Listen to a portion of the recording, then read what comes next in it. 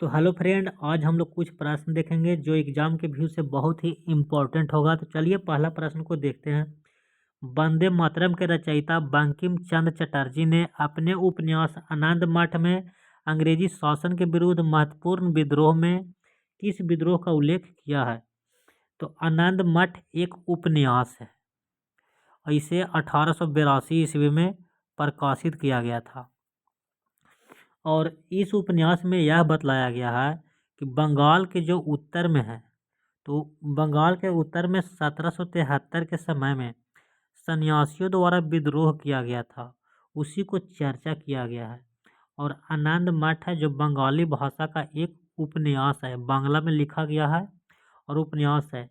आनंद मठ में एक और चीज़ का चर्चा किया गया है।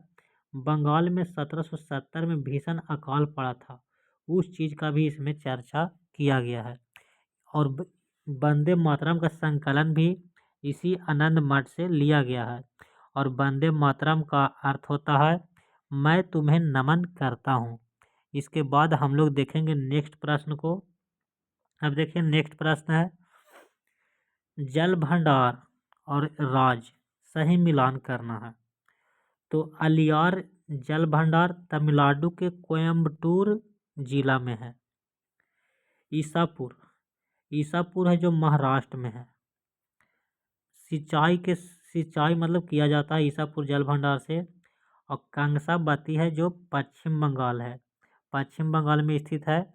और पश्चिम बंगाल के मिदनापुर ये सब जगह में सिंचाई किया जाता है। इसके बाद हम लोग देखेंगे नेक्स्ट प्रश्न को। अब देखिए नेक्स्ट प्रश्न है, किस काल में माइक्रोलिथ का उपयोग किया जाता था? तो सबसे पहले हम लोग जानेंगे कि माइक्रोलिथ क्या होता है। तो माइक्रोलिथ ये होता है कि पत्थरों से छोटे छोटे औजार बनाए जाते थे। क्यों? ताकि शिकार किया जा सके। और इसे माइक्रोलिथ युग भी कहा गया है। तो उस समय कौन सा चल रहा था? तो मध्यपाषाण चल रहा था। तो मध्यपाषाण काल का कोई समय सीमा होगा। तो 12,000 ईसा पूर्व से 12,000 ईस्वी से लेकर के 10,000 ईसा पूर्व के बीच के काल को मध्यपाषाण काल कहा गया है। इसके बाद हम लोग देखेंगे नेक्स्ट प्रश्न को। नेक्स्ट प्रश्न है, कलिंग युद्ध की विजय तथा क्षत्रियों का वर्णन अशोक के किस शिलालेख में किया गया है? तो यह जो वर्णन किया गया है अशोक के 13वां शिलालेख में कलिंग युद्ध के विजय की चर्चा किया गया है। इसके बाद हम लोग जानेंगे अशोक का एक और नाम क्या था। तो अशोक का नाम था देवनाम प्रियदर्शी या देवनाम प्रियदर्शी था। इसके बाद हम लोग देखेंगे नेक्स्ट प्रश्न को। भारत तिब्बत सीमा पुलिस यानी आईटीबीपी का स्थापना दिवस कब मनाया जाता है? तो आईटीबीपी की जो स्थापना हुआ था वो 24 अक्टूबर 1962 को हुआ था। यानी भारत और चीन युद्ध के बाद आईटीबीपी की स्थापना हो गई थी। इसके बाद हम लोग देखेंगे नेक्स्ट प्रश्न को, फिलोसफर बुल क्या है? फिलोसफर बुल क्या है? तो फिलोसफर जब जस्ता ऑक्सीजन के संपर्क में आता है तो जेडएनओ का निर्माण करता है। और जेडएनओ है एक प्रकार का सफ़ेद चूर्ण जैसा दिखेगा, उसी को ही फिलोसफर बुल कहा जाता है। यानी राइट आंसर होगा जेडएनओ। जेडएनएस का मतलब क्या होता है? तो जिंक ब्लेड। जेडएनएस का मतलब होता है जिंक ब्लेड। इसके बाद हम लोग देखेंगे नेक्स्ट प्रश्न को, किसी भाषा को किसी राज्य की राजभाषा के रूप में अंगीकार करने का अधिकार किसे है? तो इसे राष्ट्रपति का अधिकार है। इसके बाद हम लोग देखेंगे नेक्स्ट प्रश्न को, राज्यपाल सोने के पिंजरे में निवास करने वाली चिड़िया के समतुल्य है, यह कथन निम्न में से किसका है?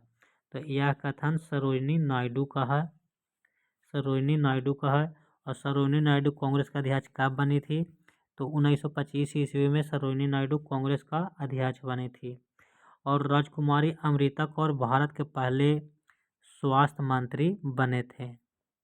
इसके बाद हम किरण बेदी तो जान रही है, भारत के प्रथम महिला आईपीएस किरण बेदी। इसके बाद हम लोग देखेंगे नेक्स्ट प्रश्न को। तो नेक्स्ट प्रश्न है, संवैधानिक उपचारों का अधिकार किन परिस्थितियों में निलंबित हो जाता है?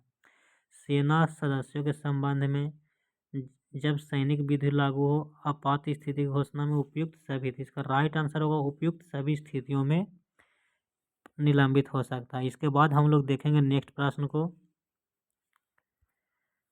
समुद्र का जल वर्षा के जल की अपेक्षा अधिक लवण वाला होता है, क्यों? क्योंकि समुद्र के किनारों पर लवण पैदा करने वाले उद्योग होते हैं, ये गलत है। समुद्र के जंतु लवण उत्पन्न करते हैं, ये भी गलत है। समुद्र के चारों ओर हवा लवणीय होती है, ये भी गलत है। नदियाँ पृथ्वी से लवण बहाकर ले जाती है और समुद्र में डाल देते हैं, यह कथन सही है। इसके बाद हम लोग देखेंगे नेक्स्ट प्रश्न को।